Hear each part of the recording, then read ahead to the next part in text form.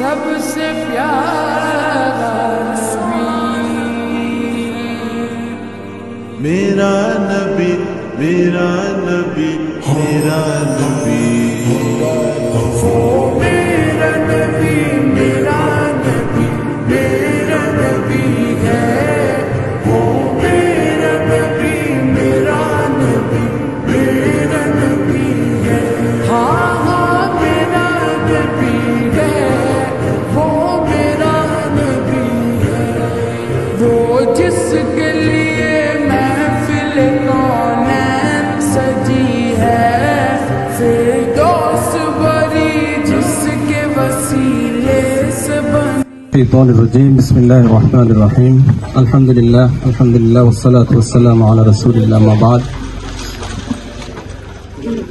মাহে রমজানুল মুবারকের ফুডব্যাক বিতরণী অনুষ্ঠানের আজকের এই অনুষ্ঠানের সম্মানিত সভাপতি এই ফাউন্ডেশন অর্থাৎ যেটা বাবুল ভাইয়ের নামে পরিচালিত সম্মানিত সভাপতি সাধারণ সম্পাদক সম্মানিত ইমাম সাহেব এবং গ্রামের মুরব্বিয়ান এবং আমার সামনে উপস্থিত সম্মানিত উপস্থিতি আসসালামু আলাইকুম ওয়া রাহমাতুল্লাহ। আসলে আমি প্রথমেই দুঃখ প্রকাশ করে নিচ্ছি, আসলে আমার আরেকটা প্রোগ্রাম আছে 10:30টায় টিওনো সাহেবের অফিসে, যার কারণে আমি আপনাদেরকে সময় দিতে পারতেছি না। এই জন্য আমি দুঃখিত। আগেই বিএসসির কথা বলেই আমি আমার বিদায় নিব আপনাদের কাছে। সম্মানিত উপস্থিতি, আমরা এখানে যারা উপস্থিত হয়েছি আমরা সবাই জানি যে হাজী বাবুল মিয়া এই এলাকার মানুষের জন্য উনি একটা ট্রাস্ট গঠন করেছেন। এই ট্রাস্টের মাধ্যমে আর্ত মানবতার সেবার জন্য উনি কাজ করেছেন। আমি আমার ব্যক্তিগত পক্ষ থেকে প্রথমে ওনাকে ধন্যবাদ জানাই, মোবারকবাদ জানাই এবং ওনার সুস্থতা কামনা করি, ওনার দীর্ঘায়ু কামনা করি। আল্লাহ রাব্বুল আলামিন যেন তাকে এইভাবে আরো সমাজের কল্যাণে, হতদরিদ্র মানুষের কল্যাণে আরো বেশি বেশি এইভাবে কাজ করার তৌফিক দান করুন।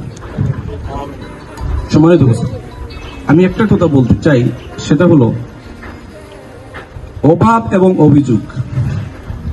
আমরা এখানে যারা বসে আছি, এই অভাব দূর করার মূল মালিককে, ঠিক না?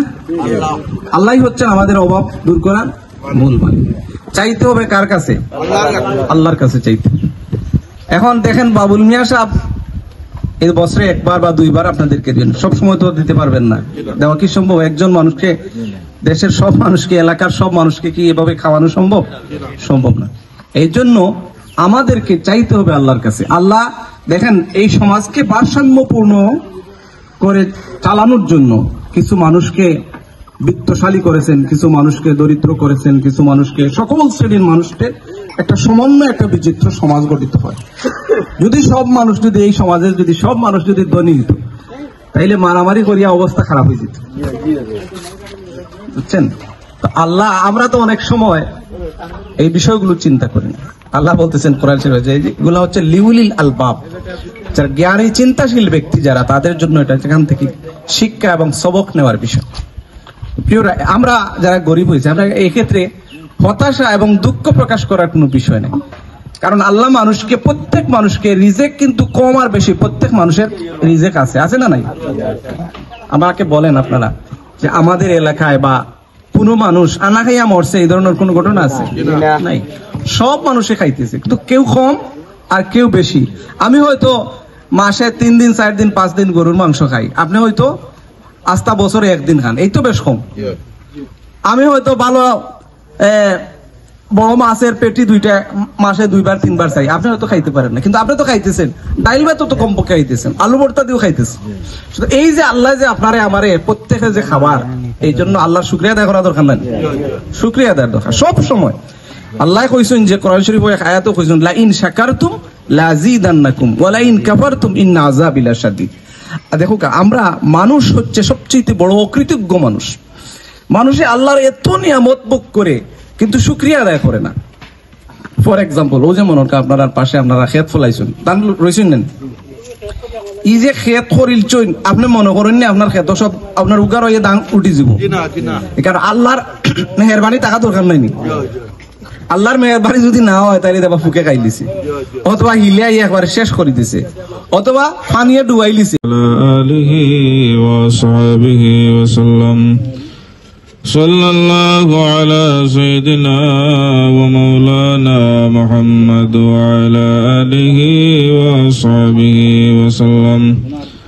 সাল্লাল্লাহু আলা সাইয়্যিদিনা ওয়া মাওলানা মুহাম্মদ ওয়া আলা আলিহি ওয়া সাহবিহি ওয়া সাল্লাম।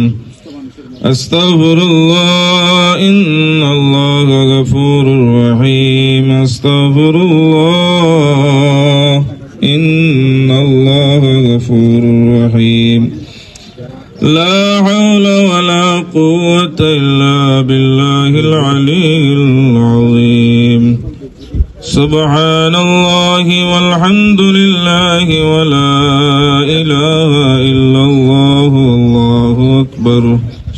লা ইলাহা ইল্লাল্লাহু মুহাম্মাদুর রাসূলুল্লাহ সাল্লাল্লাহু আলাইহি ওয়াসাল্লাম।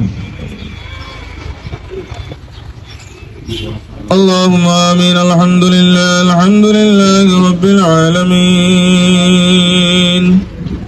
الحمد لله الذي هدانا لهذا وما كنا لنهتدي لولا أن هدانا الله لقد جاءت رسل ربنا بالحق ربنا آتنا في الدنيا حسنة وفي الآخرة حسنة وقنا عذاب النار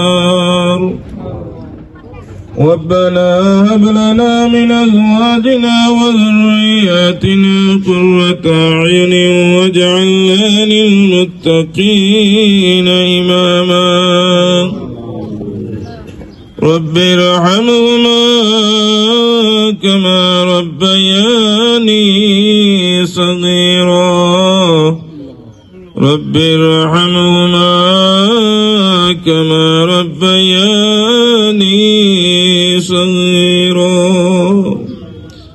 اللهم صل على سيدنا محمد وعلى آل سيدنا محمد صلاة دائمة مقبولة تؤدي بها الحق العظيم اللهم يا حي يا قيوم يا حي يا قيوم يا حي يا قيوم نسألك يا الله مسألة المسكين أي الله تعالى এই অনুষ্ঠানরে তুমি কবুল আর মঞ্জুর ফরমাও আয় আল্লাহ আমরা পড়াশোনারে তুমি কবুল আর মঞ্জুর ফরমাও সব টুকুর হাদিয়া লক্ষ কোটি গুণ বৃদ্ধি করিয়া দয়ার নবী মায়ার নবী নবী মুহাম্মদুর রাসূলুল্লাহ সাল্লাল্লাহু আলাইহি ওয়াসাল্লামের রওজাতুন সওয়াব পৌঁছাই দেও খাসরি আমরার যারার মা নাই বাবা নাই অন্ধকার কবরবাসী মা বাবার রূপকা দিয়ে পৌঁছাই দেও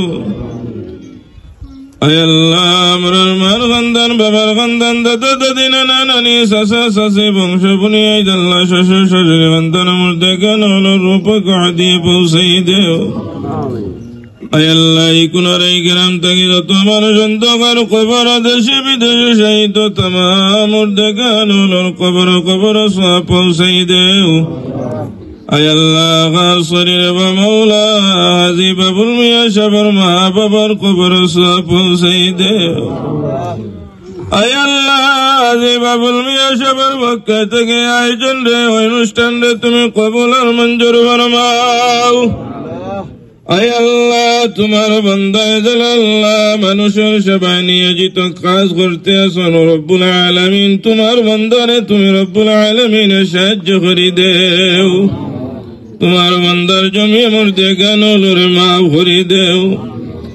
سبيل الدموع سبيل مريح تنهد يا صاحي كي تستريح وغص الدعاء الخفي الصريح يسعك الفضاء الرحيم الفسيح